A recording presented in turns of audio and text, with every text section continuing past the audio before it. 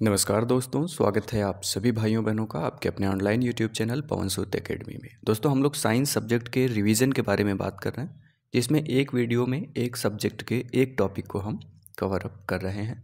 14 दिन का समय है, मिला के इसमें आप लोग जितना ज़्यादा परिश्रम कर सकते हैं करते रहिए। और ये जो रिवीजन पार्ट आ रहा है, इसको एक बार ध्यान से आप लोग कंसंट्रेट होकर ज़रूर सुन लिया करिए।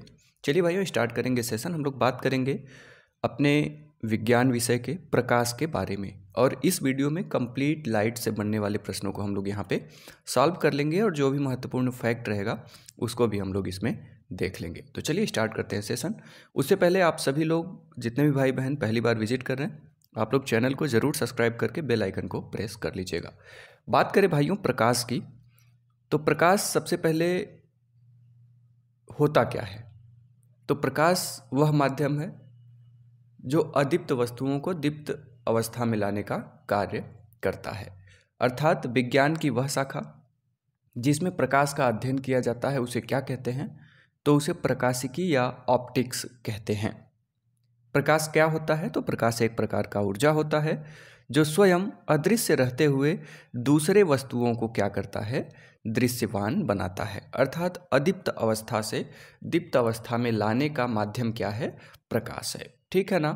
आँख प्रकाश के प्रति क्या होती है? तो संवेदनशील होती है। इस कारण इसे क्या कहा जाता है? फोटो रिसेप्टर कहा जाता है। आँख किस प्रकार का व्यवहार करती है? तो आँख हमारी फोटो रिसेप्टर का व्यवहार करती है। बात करें प्रकाश के स्रोत के बारे में, तो प्रकाश मुख्य रूप से कई स्रोतों से प्राप्त होता है, जिसमें पहला है हमारा प्राकृतिक स्रोत। प्राकृतिक स्रोत के अंतर्गत वे ऊर्जा स्रोत जो हमारी प्रकृति द्वारा निर्मित होते हैं, उन्हें हम प्राकृतिक स्रोत कहते हैं। जैसे सूर्य, चंद्रमा, तारे, जुगनू। भले चंद्रमा को प्रकाश सूर्य से ही प्राप्त होता है, लेकिन प्राकृतिक स्रोत के अंतर्गत तो आ रहा है ना, इसलिए सूर्य भी आ जाएगा, चंद्रमा आ जाएगा, तारे आ जाएंगे, जुगनू आ जाएगा। जुगनू जो गर्मियों में उड़ता रहता है, चमकदार कीड़ा होता है ना। कृत्रिम स्रोत की बात करें तो वे स्रोत जो मानव द्वारा निर्मित होते हैं या मानव द्वारा बनाए गए हैं, उन्हें कृत्रिम प्रकाश का स्रोत कहते हैं। जैसे मोमबत्ती हो जाएगा, दीपक हो जाएगा, विद्युत बल्ब हो जाएगा, लैंप हो जाएगा। तो ये सभी कैसे हैं? तो ये सभी कृत्रिम स्रोत होते हैं। बात करें दीप्ति स्रोत की, तो वे प्रकाश स्रोत जो स्वयं प्रकाश उत्पन्न करते हैं, दीप्ति स्रोत। ठीक है ना। एक हिसाब से दीप्ति स्रोत जो है, इसमें हम प्राकृतिक और कृत्रिम दोनों को शामिल कर लेते हैं। जैसे सूर्य स्वयं प्रकाश उत्पन्न करता है, मोमबत्ती स्वयं प्रकाश उत्पन्न करेगा, दीपक स्वयं उत्पन्न करेगा, लालटेन स्वयं उत्पन्न करेगी, जुगनू स्वयं उत्पन्न करेगा। लेकिन एक चीज़ याद रख रहे होंगे, चंद्रमा इसमें शामिल नहीं हुआ। क्यों? क्योंकि वो स्वयं नहीं करता है, वो सूर्य की सहायता से प्रकाश उत्पन्न करता है। ठीक है ना। तो प्राकृतिक और कृत्रिम दोनों को मिला करके चंद्रमा को छोड़ करके दीप्ति स्रोत आ जाएगा, अर्थात फोटिक सोर्स आ जाएगा। आगे है अदीप्त स्रोत। वे प्रकाश स्रोत जो दूसरे के प्रकाश से चमकते हैं। जैसे चंद्रमा, देखिए अदीप्त स्रोत में आ जाएगा। क्यों? क्योंकि ये दूसरे के प्रकाश से चमक रहा है। भाई सूर्य प्रकाश देता है तो चंद्रमा में चमक आती है और हमारे धरातल तक पहुँचता है उसका प्रकाश, है ना। तो चंद्रमा, हीरा, दर्पण, ये सभी अपने से नहीं चमकते हैं, ये हमेशा दूसरे के प्रकाश से चमकते हैं। ठीक है। तो ये अदीप्त स्रोत के अंतर्गत आ जाएंगे। ठीक है ना। तो उम्मीद है कि यहाँ तक आपको समझ में आया होगा। ठीक है। क्या होता है प्राकृतिक स्रोत, क्या होता है कृत्रिम स्रोत, क्या होता है दीप्त, क्या होता है अदीप्त। ठीक है। बात करेंगे पारदर्शी पदार्थ। क्या होता है पारदर्शी पदार्थ? तो वे पदार्थ जिनकी सतह से प्रकाश आर पार गुजर जाता है, जैसे कांच, पानी, लेंस, ये सभी पारदर्शी पदार्थ होते हैं। अपारदर्शी पदार्थ क्या होता है? तो वे पदार्थ जिनकी सतह से प्रकाश बिल्कुल नहीं गुजरता है, जैसे चट्टान, पत्थर, लकड़ी, दर्पण। ये सभी मतलब ये मान के चलिए कि जिस भी पदार्थ से या जिस भी वस्तु से प्रकाश आर पार नहीं जा रहा है, वो सभी हमारे अपारदर्शी होंगे। पारदर्शी मतलब एक साइड से हम दूसरे साइड देख सकते हैं। ठीक है ना। अल्प पारदर्शी या अर्ध पारदर्शी क्या होता है? तो वे पदार्थ जिनकी सतह से प्रकाश की कुछ मात्रा गुजरती है, वह कुछ अवशोषित हो जाती है, जैसे तेल से भीगा कागज। कागज़ को आप तेल में भिगा करके एक साइड से टार्च मारेंगे तो बहुत हल्का प्रकाश दूसरे साइड भी दिखाई देगा। क्यों? क्योंकि कुछ प्रकाश को वो स्वयं अवशोषित कर ले रहा है और कुछ प्रकाश जो है उस भीगे हुए कागज़ से पार हो जा रहा है, तो इसलिए अर्ध पारदर्शी की संज्ञा इसे दी जाती है। ठीक है ना? चलिए, प्रकाश के सामान्य गुण के बारे में बात करें, ये बहुत महत्वपूर्ण रहता है। प्रकाश सदैव कैसे चलता है? तो एक सीधी रेखा में संचरित होता है। प्रकाश को संचरित होने के लिए माध्यम की आवश्यकता नहीं होती। प्रकाश किसी भी माध्यम में आपका गति कर सकता है, चल सकता है। ठीक है ना?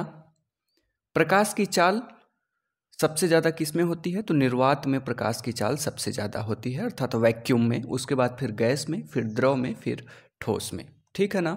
निर्वात में प्रकाश की चाल कितनी होती है? ये पूछा हुआ प्रश्न है कि सबसे ज़्यादा प्रकाश की चाल किस में होती है? ठोस, द्रव, गैस, निर्वात। वैक्यूम में होगी, अर्थात निर्वात में सबसे ज़्यादा, उसके बाद हम बात करेंगे तो गैस में जाएगी, उसके बाद बात करें तो द्रव में, फिर ठोस में, अर्थात ठोस में सबसे कम प्रकाश की चाल होती है। ठीक है ना? निर्वात में प्रकाश की चाल कितनी होती है? तो 3×10⁸ मीटर प्रति सेकेंड, या 3×10⁵ किलोमीटर प्रति सेकेंड, या 3,00,000 किलोमीटर प्रति सेकेंड। इन तीनों में से कोई भी ऑप्शन आपको दिख सकता है। 3×10⁸ मीटर प्रति सेकेंड, या 3×10⁵ किलोमीटर प्रति सेकेंड, या 3,00,000 किलोमीटर प्रति सेकेंड होती है निर्वात में प्रकाश की चाल। ठीक है ना? चलिए, सूर्य प्रकाश को धरातल तक पहुंचने में कितना टाइम लगता है, कितना समय लगता है? तो 8 मिनट 20 सेकेंड का समय लगता है। कहीं कहीं ये आपको 16 सेकेंड देखने को मिलेगा, लेकिन अब तक जो आपका अधीनस्थ बोर्ड उत्तर माना है वो 8 मिनट 20 सेकेंड को ही मानते हुए आ रहा है। तो 8 मिनट 20 सेकेंड लेकर के हम लोग चलेंगे। ठीक है, चलिए। न्यूटन ने बताया था क्या? कि प्रकाश जो है वो कणीय प्रकृति का होता है, अर्थात कण के प्रकृति का होता है प्रकाश। ये किसने बताया? तो न्यूटन ने बताया था। बहुत महत्वपूर्ण है कि किसने बताया कि प्रकाश कणीय प्रकृति का होता है। कड़ी वो वाली कड़ी नहीं कि जिससे हम सीक्वेंस से चेन बना लेना, ये कण की बात कर रहा है, कणीय प्रकार का होता है। किसने बताया? न्यूटन ने बताया था। हाइगनबर्ग ने क्या बताया? कि प्रकाश तरंगीय प्रकृति का होता है। न्यूटन ने तो कह दिया ये कण के रूप में होता है, अर्थात कणीय प्रकृति का है। हाइगनबर्ग क्या कहते हैं? हाइगनबर्ग कहते हैं कि ये तरंग के माध्यम में रहता है, अर्थात तरंगीय प्रकृति का होता है। और डी ब्रॉगली क्या किए? इन दोनों लोगों के विवाद को समाप्त करते हुए द्वैत प्रकृति दे दिए। प्रकाश द्वैत प्रकृति का, अर्थात कण और तरंग दोनों रूप में रहता है। तो सीधी सी बात है, न्यूटन उधर लड़ रहे हैं कि प्रकाश कणीय प्रकृति का होता है, हाइगनबर्ग लड़ रहे हैं कि नहीं प्रकाश तरंगीय प्रकृति का होता है। तब तक डी ब्रोगली साहब आते हैं और डी ब्रोगली साहब कहते हैं कि प्रकाश जो है ये द्वैत प्रकृति का होता है।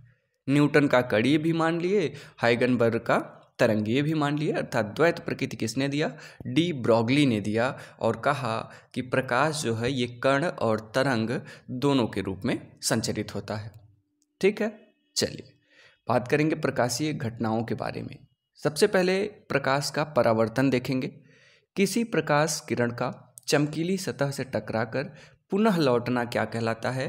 प्रकाश का परावर्तन कहलाता है। ठीक है ना? ये देखिए हमारी एक किरण है, ठीक है,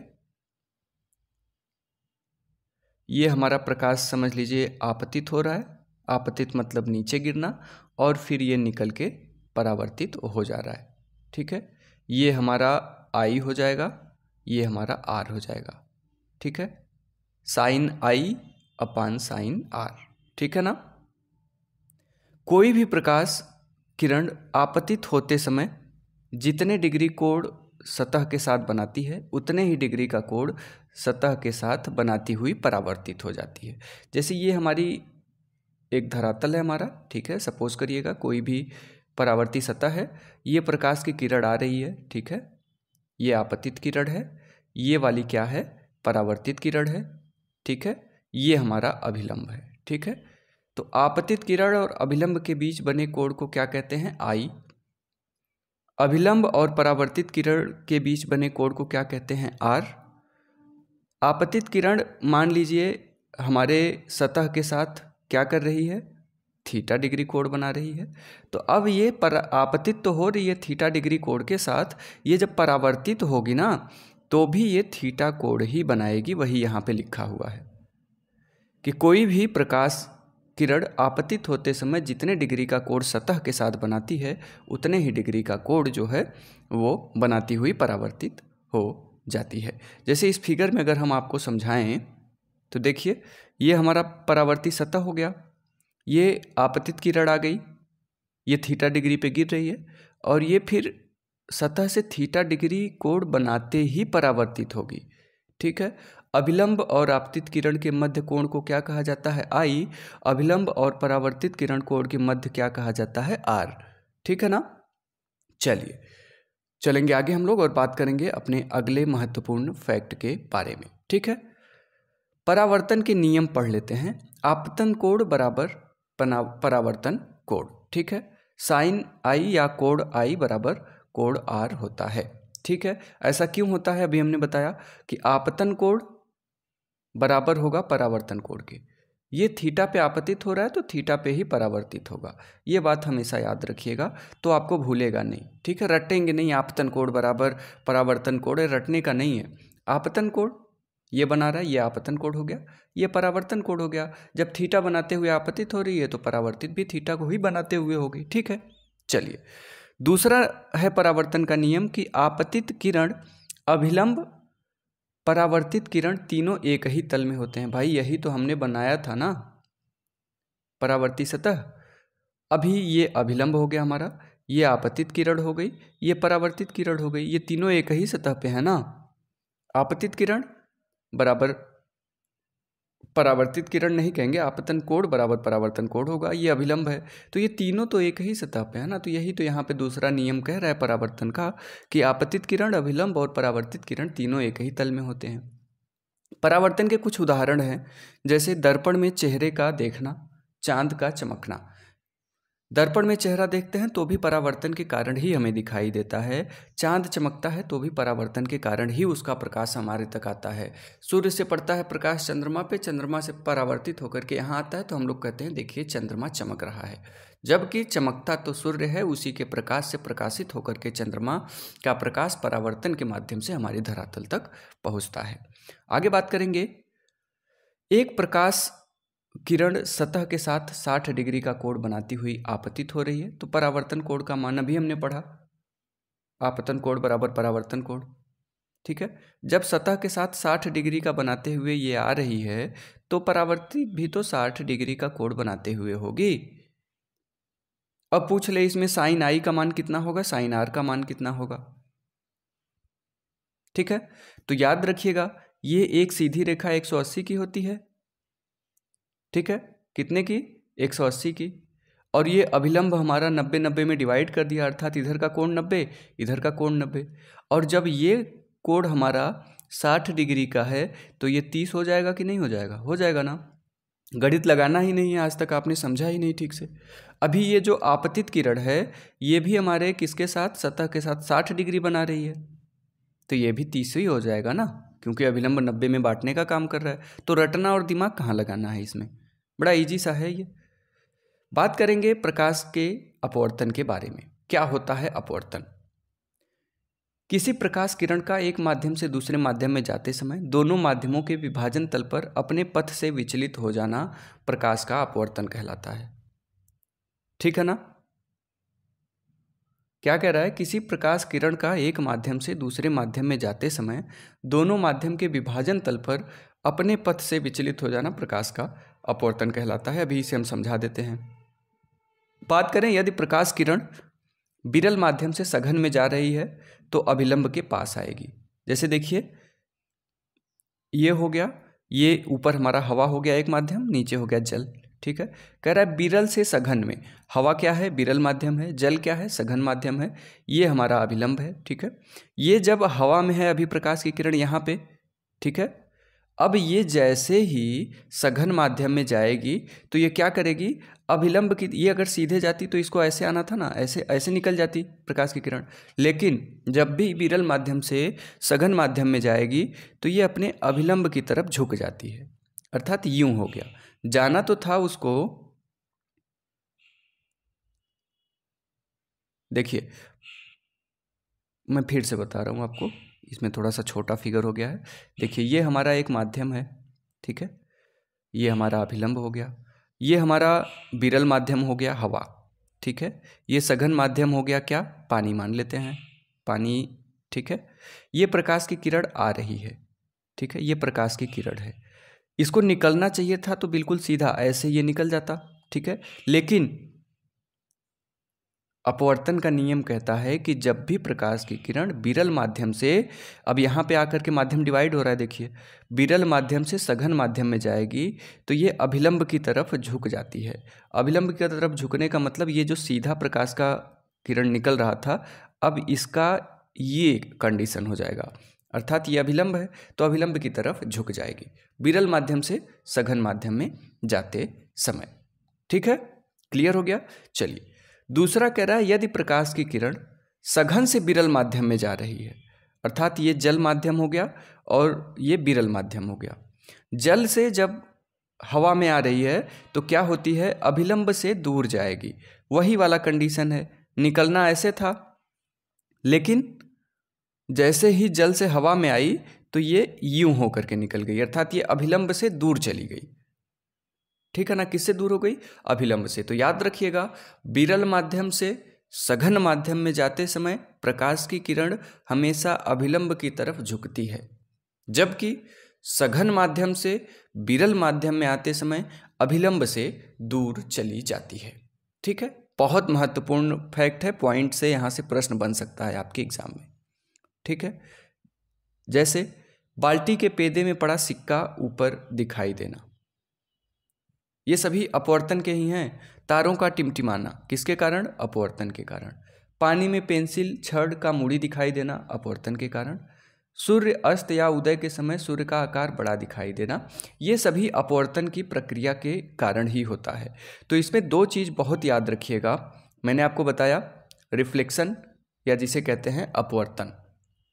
पहला, किसी प्रकाश किरण का एक माध्यम से दूसरे माध्यम में जाते समय दोनों माध्यमों के विभाजन तल पर अपने पथ से विचलित हो जाना प्रकाश का अपवर्तन कहलाता है।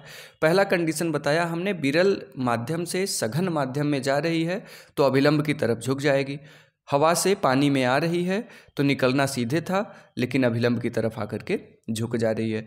हवा विरल माध्यम हो गया, जल सघन माध्यम हो गया। दूसरा हमने बताया कि सघन माध्यम से विरल माध्यम में जा रही है, पानी से हवा में जा रही है, हवा में जा रही है, क्या होगी, तो अभिलंब से दूर हो जाएगी, ये यूं निकल जाएगी, ठीक है ना। तो याद रखिएगा ये दोनों चीज, सघन से विरल में आएगी तो अभिलंब से दूर जाएगी, विरल से सघन में आएगी तो अभिलंब के पास आएगी, ठीक है ना।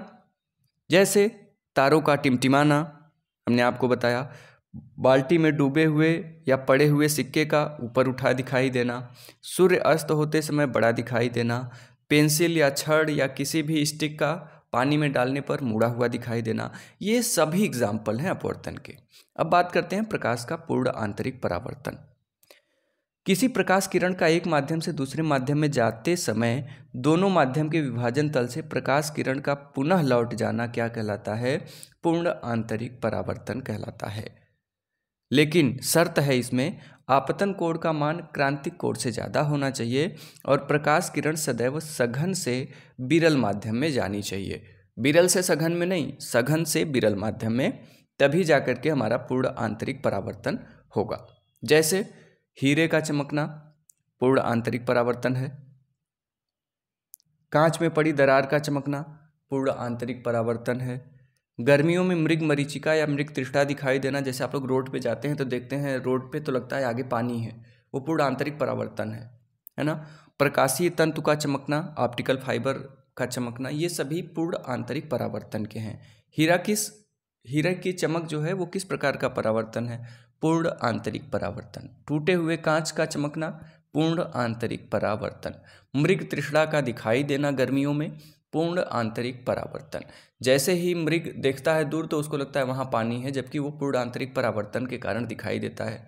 जैसे ही वहाँ पहुँचता है तो वहाँ तो पानी जब है मरुस्थल में, रेगिस्तान में या मैदान में तब तो मिलेगा, वहाँ पहुँचता है तो दूर कहीं दिखाई देता है कि वहाँ पानी है। इस प्रकार से मृग जो है वो तड़प तड़प के मर जाता है, तो जिसे कारण से इसे मृग तृष्णा कहा गया और ये पूर्ण आंतरिक परावर्तन का ही उदाहरण है। प्रकाशीय तंतु अर्थात ऑप्टिकल फाइबर जो होता है उसका चमकना भी पूर्ण आंतरिक परावर्तन का ही उदाहरण होता है। प्रकाश के प्रकीर्णन की बात करें, लाइट स्कैटरिंग जिसे कहते हैं, किसी प्रकाश किरण का धूल के कणों से टकराकर एक विशेष रंग उत्पन्न करना क्या कहलाता है? प्रकाश का प्रकीर्णन। जैसे आकाश का नीला रंग, सूर्यास्त या सूर्योदय के समय सूर्य का लाल दिखाई देना प्रकाश का प्रकीर्णन है। ठीक है, आकाश का रंग वास्तव में बिल्कुल काला होता है।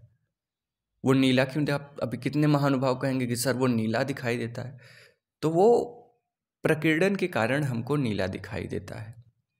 ठीक है ना, प्रकीर्णन के कारण आकाश का रंग नीला दिखाई देता है। वास्तव में पूछा हुआ प्रश्न है ये कि आकाश का या आसमान का रंग कैसा होता है, तो काला होता है। वो प्रकीर्णन के कारण भले नीला दिखाई देता है। सूर्यास्त या सूर्योदय के समय देखते हैं सूर्य एकदम रेड कलर का दिखाई देता है, तो वो भी प्रकीर्णन के कारण ही दिखाई देता है। ठीक है, प्रकाश के वर्ण विक्षेपण की बात करें तो किसी सफ़ेद प्रकाश किरण को प्रिज्म से गुजारने पर उसका अलग अलग 7 रंगों में विभक्त होना ही वर्ण विक्षेपण कहलाता है, जिसे आप याद रख लीजिएगा। सबसे अधिक तरंग दैर्ध्य किसका होता है? तो लाल कलर का 7000 एंगस्ट्रॉम होता है, और जिसका तरंग दैर्ध्य सबसे अधिक अर्थात लाल रंग का तरंग दैर्ध्य सबसे अधिक होता है तो इसका प्रकीर्णन जो है वो सबसे कम होता है। इसी कारण से रेलवे ट्रैक वगैरह के लिए, सिग्नल वगैरह के लिए लाल रंग का इस्तेमाल किया जाता है। तरंग दैर्ध्य सबसे अधिक होती है लाल रंग की, और प्रकीर्णन क्या होता है? सबसे कम होता है। सबसे कम प्रकीर्णन किसका होता है? तो लाल रंग का होता है। ठीक है, तरंग दैर्ध्य सबसे कम किसकी होती है? तो वायलेट की होती है। कितनी होती है? 3400 एंगस्ट्रॉम होती है। और जब इसकी तरंग दैर्ध्य वायलेट की कम है तो प्रकीर्णन अधिक हो जाएगा। ठीक है, तो ये चीज़ याद रखिएगा। बस एक आप इसमें रेड वाले को पकड़िए। ठीक है, बाकी आप वायलेट को कर लेंगे कि सबसे कम तरंग दैर्ध्य है। तरंग दैर्ध्य कम है तो प्रकीर्णन अधिक है, तरंग दैर्ध्य अधिक है तो प्रकीर्णन कम होगा। इसी कारण से लाल रंग का सिग्नल में इस्तेमाल किया जाता है। तरंग दैर्ध्य अधिक है, प्रकीर्णन कम होता है लाल रंग का। ठीक है, विबग्योर ये 7 प्रकार के प्रकाश हमको दिखाई देते हैं। किसी भी सफ़ेद प्रकाश किरण को जब प्रिज्म पे गुजारा जाता है तो कितने रंग आते हैं? 7 आते हैं, जिसे हम विबग्योर के नाम से जानते हैं, जिसमें आर अर्थात रेड कलर हमारा बहुत महत्वपूर्ण है। इसका तरंग दैर्ध्य सबसे अधिक होता है। सबसे अधिक होने के कारण ही इसका जो प्रकीर्णन होता है वो सबसे कम होता है। बात करेंगे सबसे ज़्यादा प्रकीर्णन किसका होता है, तो अभी हमने बताया वायलेट का अर्थात बैगनी रंग का होता है सबसे अधिक प्रकीर्णन। सबसे कम प्रकीर्णन किसका होता है? तो लाल रंग का होता है। सबसे ज़्यादा तरंग दैर्ध्य लाल रंग का। देखिए, सबसे ज़्यादा तरंग दैर्ध्य सबसे कम प्रकीर्णन लाल रंग का होगा। सबसे कम तरंग दैर्ध्य बैगनी का है और सबसे ज़्यादा प्रकीर्णन होगा बैगनी का। ठीक है, तो ये दोनों आप आपस में कोरिलेट कर लीजिएगा, समझ लीजिएगा। सबसे ज़्यादा तरंग दैर्ध्य होगी तो प्रकीर्णन बहुत कम होगा। अगर सबसे कम तरंग दैर्ध्य होगा तो प्रकीर्णन सबसे अधिक होगा। ठीक है ना। कोई भी वस्तु जिस रंग की दिखती है उस रंग को उत्सर्जित करती है तथा अन्य रंगों को अवशोषित करती है। जैसे हमें अपना बाल काला दिखाई देता है ना, तो काला रंग जो है वो बाल हमारा उत्सर्जित कर रहा है, बाकी रंगों को अवशोषित कर ले रहा है। जैसे अगर आप नीली पेन लिए हैं, उस पर आप लाल रंग के टार्च को जलाएंगे तो वो आपको काला दिखाई देगा, तो वो काले को उत्सर्जित करता है, बाकी को अवशोषित कर लेता है। यदि कोई वस्तु काले रंग की दिखती है तो वह सभी रंगों को अवशोषित करती है। ठीक है, तो केवल काले रंग का उत्सर्जन करेगी, बाकी सभी को अवशोषित कर लेगी। यदि कोई वस्तु सफ़ेद दिखती है तो वह सभी रंगों को उत्सर्जित करेगी। अगर सफ़ेद दिखाई दे रही है, याद रखिएगा, सफ़ेद दिखाई दे रही है तो वो सभी रंगों का उत्सर्जन करेगी है। इसीलिए कहा जाता है कि गर्मियों में सफ़ेद कपड़े पहनने चाहिए। बालों में कौन सा वर्णक पाया जाता है? तो बालों में मिलेनिन पाया जाता है। जैसे नाखूनों में क्या पाया जाता है? तो केराटिन पाया जाता है। उसी प्रकार बालों में मिलेनिन पाया जाता है। ठीक है। इंद्रधनुष दो प्रकार का होता है। पहला होता है प्राथमिक, दूसरा होता है द्वितीयक। प्राथमिक वाले में अधिक चमक होती है। क्यों? क्योंकि बाहरी सतह इसकी लाल होती है। अभी हमने बताया तरंग दैर्ध्य सबसे ज़्यादा होता है किसका? लाल रंग का। प्रकीर्णन सबसे कम होता है। तो प्राथमिक में बाहर कौन सा रंग होता है? तो लाल होता है। आंतरिक कौन सा होता है? बैगनी। और जो द्वितीयक है इसमें बाहरी सतह बैगनी हो जाती है और आंतरिक सतह लाल हो जाती है। बैगनी हो जाती है तो तरंग दैर्ध्य सबसे कम हो जाता है। तरंग दैर्ध्य कम होता है तो प्रकीर्णन अधिक हो जाता है, जिस कारण से द्वितीयक इंद्रधनुष जो है ये कम चमकदार होती है। प्राथमिक कौन सी इंद्रधनुष सबसे ज़्यादा चमकती है? प्राथमिक, द्वितीयक। प्राथमिक। क्यों? प्राथमिक में बाहर लाल रंग होता है, आंतरिक सफ़ेद रंग बैगनी रंग होता है, जबकि द्वितीयक में पहले बैगनी होता है अर्थात बाहरी सतह बैगनी रंग की होती है और आंतरिक सतह लाल रंग की होती है। सबसे चमकदार कौन होता है? तो प्राथमिक जो हमारा इंद्रधनुष होता है वो सबसे चमकदार होता है। कारण क्यों है? कारण यह है कि पहले उस पर लाल रंग है अर्थात बाहरी आवरण उसका लाल रंग का होता है। तरंग दैर्ध्य सबसे ज़्यादा है, प्रकीर्णन सबसे कम है, जिस कारण से प्राथमिक इंद्रधनुष हमारा अधिक चमकदार होता है। प्रकाश के व्यतिकरण के बारे में बात करें। जब दो प्रकाश किरणें एक ही दिशा में संचरित होती हैं तो कभी आपस में मिलती हैं तो कभी आपस में बिछड़ती हैं। इस घटना को व्यतिकरण कहा जाता है। जैसे साबुन के बुलबुले का रंगीन दिखाई देना। नहाते समय आप लोग देखते होंगे साबुन का बुलबुला बन जाए तो वो रंगीन दिखाई देने लगता है। पानी में तेल की परत का रंगीन दिखाई देना, ये सभी व्यतिकरण है। कह रहा जब दो प्रकाश किरणें एक ही दिशा में संचरित होती हैं तो कभी आपस में मिलती हैं, कभी आपस में बिछड़ती हैं। यही घटना क्या है? व्यतिकरण है। साबुन का बुलबुले का चमकना कौन सी घटना है? प्रकाश का व्यतिकरण है। पानी की सतह पर तेल का चमकना क्या है? तो प्रकाश का व्यतिकरण है। तो याद रखिएगा, बहुत ईजी सी चीज़ है। दर्पण के बारे में बात करते हैं। यह कांच के बने होते हैं जिसकी एक सतह पर AgNO3 या पारा, जिसे हाइड्रागेरम कहते हैं इसलिए Hg से इसे दिखाते हैं, या अभ्रक का लेप किया जाता है। तीन चीज़ तो यही हो गया कि दर्पण पर कलई करने के लिए क्या इस्तेमाल किया जाता है या क्या इस्तेमाल नहीं किया जाता, जिसमें आपको सिल्वर नाइट्रेट AgNO3 भी दे दे, पारा दे दे और अभ्रक दे दे, और एक ऑप्शन दे दे पूछ ले किससे कलई नहीं की जाती है। तो याद रखिएगा AgNO3 अर्थात सिल्वर नाइट्रेट, पारा और अभ्रक, इन तीनों का इस्तेमाल कलई करने के लिए या एक सतह पर लेप करने के लिए किया जाता है। AgNO3 सिल्वर नाइट्रेट, पारा हाइड्रागेरम, अभ्रक, ये तीनों का प्रयोग किया जाता है दर्पण पर एक सतह को कलई करने के लिए या लेप करने के लिए। ठीक है। ये प्रकाश परावर्तन के सिद्धांत पर कार्य करता है। जो दर्पण है ये किस पर कार्य करता है? तो प्रकाश के परावर्तन के सिद्धांत पर कार्य करता है। दर्पण के प्रकार के बारे में चर्चा करें हम लोग तो एक होता है समतल दर्पण, एक होता है गोलीय दर्पण। समतल दर्पण तो समतल दर्पण ही है।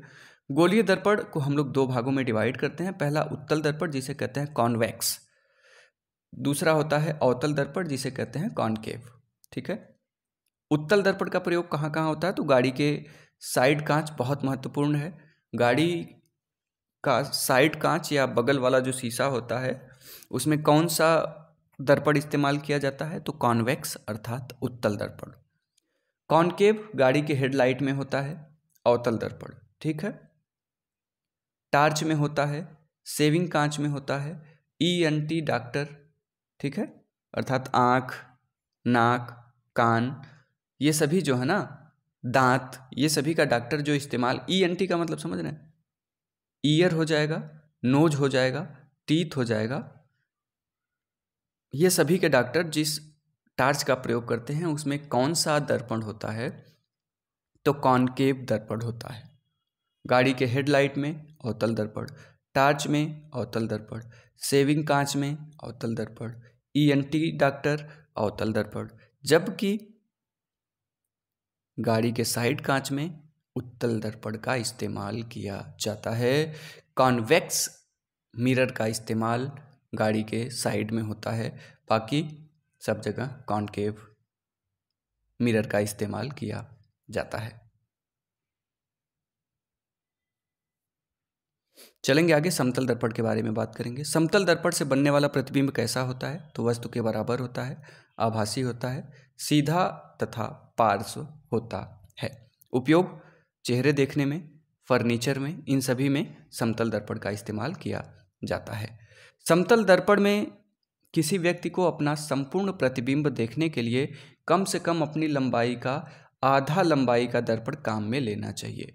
संपूर्ण लंबाई को देखना है। आदमी 5 फीट का है, लड़की 5 फीट की है, अगर उसे अपने संपूर्ण प्रतिबिंब को देखना है तो उसके लिए कम से कम 2.5 फीट अर्थात 2.5 फीट का समतल दर्पण इस्तेमाल करना पड़ेगा, तो उसका प्रतिबिंब जो है वो पूर्ण रूप से वो देख पाएगी। ठीक है, तो समतल दर्पण में पूरा प्रतिबिंब देखने के लिए प्रश्न बना हुआ है, इसलिए इसको इंक्लूड किया गया है। अपनी लंबाई का आधा दर्पण इस्तेमाल करना चाहिए। 5 फीट का है तो 2.5, 4 का है तो 2, अभी इससे नीचे तो और कम करते हुए चले जाइएगा। यदि 2 समतल दर्पण आपस में थीटा कोण पर स्थित हैं तो उनसे बनने वाले प्रतिबिंब की संख्या n बराबर क्या होती है? 360/θ - 1। इसके 2 कंडीशन है। देखिए, 360/θ का मान अगर विषम होगा तो वही उत्तर होगा। जैसे 360/θ का मान विषम होने पर वही उत्तर होगा। 360 - θ का मान सम होने पर या सम संख्या होने पर उसमें से 1 घटाते हैं। ठीक है, अभी क्लियर हो जाएगा आपका। 2 समतल दर्पण आपस में 60 डिग्री कोण पर स्थित हैं तो उनके मध्य स्थित वस्तु के कितने चित्र होंगे? अभी हमने बताया ना 360/θ किए। ठीक है, आपस में कितने का कोण बना रहे हैं? 60 का, तो 360/60 हो गया। ठीक है, कट गया, 6 आ गया। 6 कैसी संख्या है? तो सम संख्या है। जब भी सम संख्या आएगी तो उसमें से हम 1 घटा देंगे, अर्थात 5 चित्र होंगे। ठीक ना? और यही मान लीजिए जैसे यहाँ पे कोई विषम संख्या आ जाती, 7 आ जाती, तो हमारा 7 उत्तर हो जाता, फिर -1 हमें करने की ज़रूरत नहीं पड़ती। तो जब भी सम आएगी, देखिए यहाँ पे हमने लिखा भी है, जब भी सम संख्या आएगी तो उसमें से -1 करेंगे, 360/θ - 1। और जब भी विषम आएगी तो हमारा उत्तर वही हो जाएगा जो हम प्राप्त किए हैं 360/θ करके। तो यहाँ पे सम आया, सम आने के कारण ही -1 यहाँ से कर लिया गया, अर्थात कुल 5 चित्र बनेंगे। ठीक है ना? समतल दर्पण का है, याद रखिएगा। बात करेंगे गोलीय दर्पण, जिसे कहते हैं स्फेरिकल मिरर। तो वे दर्पण जिसकी एक सतह गोलाकार होती है, ये 2 प्रकार के होते हैं, कॉन्वेक्स और कॉनकेव। कॉन्वेक्स मतलब होता है उत्तल दर्पण। ठीक है, ये देखिए, ये हो गया हमारा, अंदर की तरफ इस पे कलई की है, उत्तल दर्पण है। इस पे हम जब प्रकाश की किरणें आ रही हैं तो ये परावर्तित हो जा रही हैं, अर्थात इसे क्या कहते हैं? अपसारी दर्पण कहते हैं। उत्तल दर्पण का एक और नाम है क्या? अपसारी दर्पण। इधर देखिए अवतल दर्पण, इसके बाहरी भाग पर कलई की है। ठीक है, जिसे कहते हैं कॉनकेव। इसमें जब प्रकाश आ रहा है तो ये आकर के देखिए इस एक बिंदु पर केंद्रित हो रहा है। इधर तो फैला दे रहा है ना, ये प्रकाश को फैला रहा है, जबकि कॉनकेव क्या कर रहा है? एक स्थान पर केंद्रित कर रहा है, तो इसे अभिसारी कहते हैं। अपसारी मतलब यहाँ से प्रकाश आ रहा है ऐसे, और ये ऐसे फैला देता है। तो ये कौन सा लेंस हो गया? उत्तल लेंस। अभी यहाँ से प्रकाश आ रहा है, ये सभी प्रकाश आकर के एक बिंदु पर केंद्रित हो जा रहे हैं, तो इसे अभिसारी कहेंगे। ठीक है ना? ऐसे, और इसमें ऐसे हो जाएगा। ठीक है, जो उत्तल दर्पण होता है ये अपसारी दर्पण होता है, अवतल दर्पण जो होता है वो अभिसारी होता है। ठीक है, उत्तल दर्पण में चित्र कैसा बनता है? तो वस्तु से छोटा बनता है, आभासी और सीधा बनता है। जो अवतल दर्पण है इसमें वास्तविक बनता है और उल्टा बनता है, ये खासियत होती है। उत्तल दर्पण में वस्तु से छोटा बनेगा, आभासी बनेगा और सीधा बनेगा, जबकि अवतल में वास्तविक बनेगा और उल्टा बनेगा। ठीक है, उत्तल दर्पण इसकी चमकीली सतह उभरी हुई होती है, यह गुजरने वाली किरणों को फैलाते हैं, इस कारण इन्हें अपसारी दर्पण कहते हैं। जबकि अवतल दर्पण में इनकी चमकीली सतह अंदर की ओर धंसी होती है। ये गुजरने वाली किरणों को एक बिंदु पर मिलाते हैं, जिस कारण से इसे अभिसारी दर्पण कहा जाता है। तो 2-3 चीजें आप यहां से याद रखिएगा। उत्तल दर्पण द्वारा चित्र कैसा बनता है? तो छोटा बनता है, आभासी बनता है, सीधा बनता है। अवतल द्वारा चित्र कैसा बनता है? तो वास्तविक बनता है, उल्टा बनता है। अपसारी दर्पण किसे कहते हैं? उत्तल दर्पण को। अभिसारी दर्पण किसे कहते हैं? अवतल दर्पण को। ठीक है, चलिए बात कर लेते हैं लेंस की। यह कांच के बने पारदर्शी होते हैं जो प्रकाश के अपवर्तन के सिद्धांत पर कार्य करते हैं। एक चीज याद रखिएगा, लेंस की क्षमता का मात्रक क्या होता है? तो डायोप्टर होता है लेंस की क्षमता का मात्रक। लेंस 2 प्रकार के होते हैं, एक होता है उत्तल लेंस, एक होता है अवतल लेंस। उत्तल दर्पण अवतल दर्पण पे नहीं जाइएगा, क्योंकि अभी कंफ्यूज हो जाएंगे अगर उत्तल दर्पण अवतल दर्पण को मिलाने लगे तो। उत्तल दर्पण अवतल लेंस की भांति कार्य करेगा, अवतल दर्पण उत्तल लेंस की भांति कार्य करेगा। उल्टा होता है, याद रखिएगा। उत्तल लेंस अवतल लेंस। उत्तल लेंस के द्वारा चित्र कैसा बनेगा? तो वास्तविक उल्टा बनेगा, जो हमारा अवतल दर्पण के द्वारा बन रहा था। सूक्ष्मदर्शी में उत्तल लेंस का प्रयोग किया जाता है, दूरदृष्टि दोष में उत्तल लेंस का प्रयोग किया जाता है, अभिसारी लेंस इसे कहा जाता है। ठीक है, अभिसारी, जबकि अवतल दर्पण को हम लोग अभिसारी कह रहे थे। तो उत्तल दर्पण अवतल दर्पण का विपरीत होता है उत्तल लेंस और अवतल लेंस। ठीक है, अवतल लेंस के द्वारा चित्र कैसा बनेगा? तो आभासी सीधा बनेगा। अवतल लेंस कह रहा है मतलब उत्तल दर्पण, ठीक है, आभासी सीधा बनेगा। निकट दृष्टि दोष में किसका उपयोग किया जाता है? अवतल लेंस का इस्तेमाल किया जाता है निकट दृष्टि दोष में। इसे अपसारी लेंस कहते हैं, जबकि अवतल दर्पण जो है वो अभिसारी है। अवतल लेंस जो है ये अपसारी लेंस इसे कहा जाता है। अगर आप दर्पण वाला आपका कॉन्सेप्ट क्लियर होगा तो मेरी मानिए, उत्तल दर्पण को अवतल लेंस से मिला दीजिए, अवतल दर्पण को उत्तल लेंस से मिला दीजिए, सेम वही कंडीशन है, रटना कुछ नहीं है। आंख के कुछ इंपॉर्टेंट रोग के बारे में बात करें तो जिसे पहला है हाइपरमेट्रोपिया, जिसे कहते हैं दूर दृष्टि दोष। दूर का दिखता है, निकट का नहीं दिखता है, क्योंकि चित्र रेटिना से दूर बनता है। दूर दृष्टि दोष में दूर का दिखेगा, नजदीक का नहीं दिखेगा। दूर दृष्टि दोष के लिए कौन सा लेंस इस्तेमाल किया जाता है? तो उत्तल लेंस का इस्तेमाल किया जाता है। दूर ऐसे बोलिए ना, दूर, दूर दृष्टि दोष हो गया है तो उत्तल लेंस है ना, ऊ दूर, ऊ दूर दृष्टि दोष उत्तल लेंस। निकट दृष्टि दोष जिसे कहते हैं मायोपिया, निकट का इसमें दिखाई देता है, दूर का नहीं दिखाई देता, क्योंकि चित्र रेटिना के पास बनता है, इसलिए इसमें निकट का दिखाई देता है, तो इसे निकट दृष्टि दोष कहते हैं। इसमें दूर का दिखाई दे रहा था तो दूर दृष्टि दोष कह रहे थे, उत्तल लेंस का प्रयोग कर रहे थे। निकट दृष्टि दोष है, निकट का दिखाई दे रहा है, दूर का नहीं दिख रहा है। ठीक है, तो अवतल लेंस, निकट है, निकट आओ, निकट आओ, निकट का दिख रहा है तो निकट दृष्टि दोष। कौन सा लेंस प्रयोग करेंगे? तो अवतल लेंस का प्रयोग करेंगे।